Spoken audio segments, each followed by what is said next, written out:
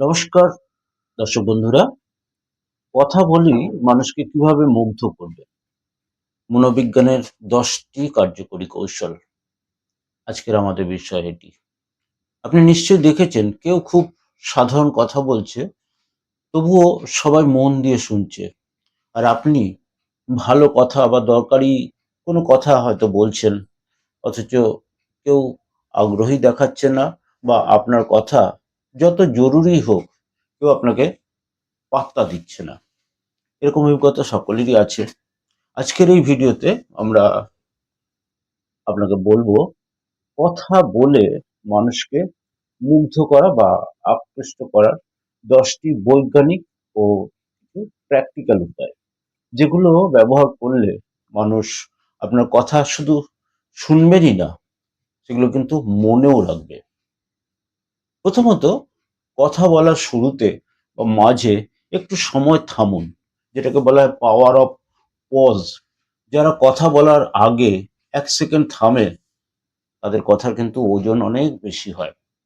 মনোবিজ্ঞানে একে বলে কগনিটিভ অথরিটি, অর্থাৎ আপনি ভেবেচিন্তে কথা বলছেন, তাড়াহুড়ো করছেন না। এটা একটা খুব গুরুত্বপূর্ণ একটা অভ্যাস। এটা ঠিক মতো কিন্তু করতে পারলে মানুষ আপনার কথা শুনবে এবং মনোযোগ দেবে। আপনি এরকম করে যারা কথা বলেন একটু লক্ষ্য করবেন, দেখবেন এদের কথা মানুষ কিভাবে মনোযোগ দিয়ে শোনে।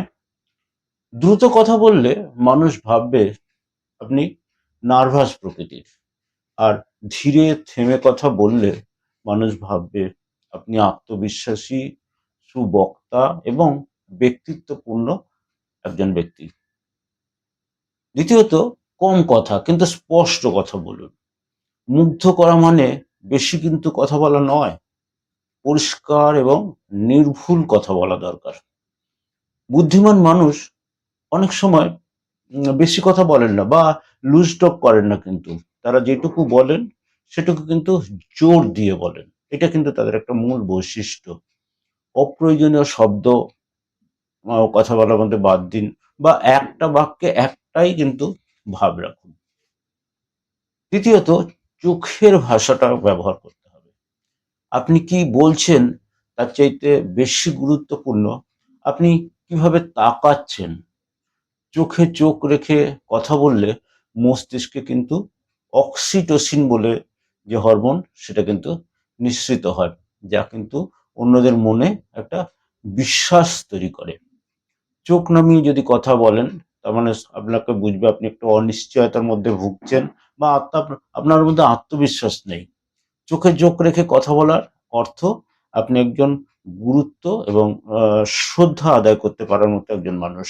সুতরাং চোখের ব্যবহার খুব গুরুত্বপূর্ণ। চতুর্থত, নিজের অভিজ্ঞতার গল্প হিসাবে বলুন। মানুষ কিন্তু তথ্য ভুলে যায়, কিন্তু গল্প কিন্তু ভোলে না। আপনার নিজের কোনো ছোট অভিজ্ঞতা বা একটা কোনো বাস্তব উদাহরণ কথায় কিন্তু আরো জীবন্ত করে তুলতে পারে। এই কথার মধ্যে এগুলোকে আনুন। আমি একদিন দেখেছিলাম, বা আমার জীবনে একবার এমন হয়েছিল, এরকম করে যদি বলা যায়, এই লাইনগুলো মানুষকে কিন্তু তার মনোযোগটাকে টেনে নিয়ে আসে। পঞ্চমত, কণ্ঠস্বরের ওঠানামা রাখুন। একই টোনে যদি কথা বলেন, মনোটোনাস টোনে, তাহলে সেটা ঘুম পাড়ানোর মতো বিষয় হয়ে যায়। কিন্তু কণ্ঠে যদি ওঠানামা থাকে, তাহলে কিন্তু মানুষের মস্তিষ্ক সজাগ থাকে এবং আপনার কথা শুনবে। গুরুত্বপূর্ণ কথায় কণ্ঠ দান করুন, এবং আবেগের কণ্ঠ সেটা কিন্তু একটু উষ্ণভাবে আনুন। ষষ্ঠত, মানুষের নাম ধরে সম্বোধন করুন। মানুষ নিজের নাম শুনতে সবচাইতে বেশি ভালোবাসে। এটা মনোবিজ্ঞানের একটা সবচাইতে পুরনো একটা সত্য কথা। নাম ধরে ডাকলে মানুষ কিন্তু গুরুত্ব পায়, আর গুরুত্ব পেলে মানুষ কিন্তু তখন আপনার প্রতি তার মনোযোগটা দিতে পারবে। বিখ্যাত মনোবিজ্ঞানী ডেল কার্নেগি বলেছিলেন, একজন মানুষের কাছে তার নামই কিন্তু সবচাইতে মধুর শব্দ। প্রায় 100 বছর আগে কথাটি তিনি বলে গেছিলেন, এবং আজও তা সত্য। সপ্তমত, প্রশ্ন করুন। লম্বা-চড়া বক্তৃতা নয়। আপনি যত বেশি প্রশ্ন করবেন, মানুষ তত বেশি যুক্ত হবে। বুদ্ধিদীপ্ত প্রশ্ন করতে পারলে মানুষ কিন্তু আকৃষ্ট হয়। বোকা বোকা প্রশ্ন নয়, বুদ্ধিদীপ্ত প্রশ্ন করতে হবে, যেখানে মেধা বুদ্ধির প্রশ্ন থাকবে। প্রশ্ন মানে কিন্তু সংলাপ, আর সংলাপ মানেই কিন্তু মানুষের সাথে সংযোগ গড়ে ওঠে। অষ্টমত, নিজের ভুল স্বীকার করতে শিখুন। যে মানুষ নিজের দুর্বলতা স্বীকার করতে পারে, সে মানুষই সবচাইতে কিন্তু বিশ্বাসযোগ্য হয়। এতে অহংকার কমে এবং মানবিকতা কিন্তু বাড়ে।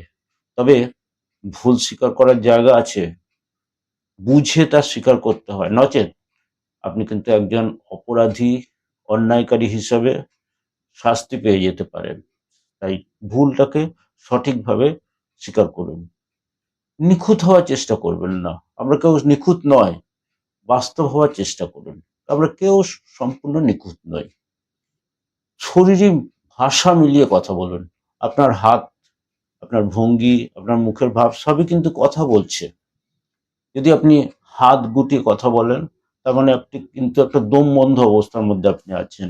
আপনি যদি হাত খোলা রাখেন, তাহলে আত্মবিশ্বাস এবং গ্রহণযোগ্যতা আপনার বাড়ে। এজন্য আপনার এই কথা বলার সময় কিন্তু সঠিক গ্রুমিং দরকার। একথা জানবেন, শব্দের সাথে শরীর যদি কথা না বলে, মানুষ কিন্তু সে কথা বিশ্বাস করতে চায় না।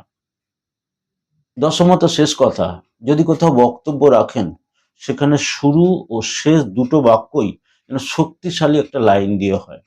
শুরু আর শেষ কথাটাই মানুষের কিন্তু বেশি মনে থাকে। হতে পারে সেটি একটি প্রশ্ন, হতে পারে সেটি একটি গভীর কোনো সত্য, অথবা হয়তো একটা চিন্তার বীজ, এরকম। সুতরাং আপনি কিভাবে কথা বলেন, সেটাই কিন্তু ঠিক করে দেয় মানুষ আপনাকে কতটা গুরুত্ব দেবে।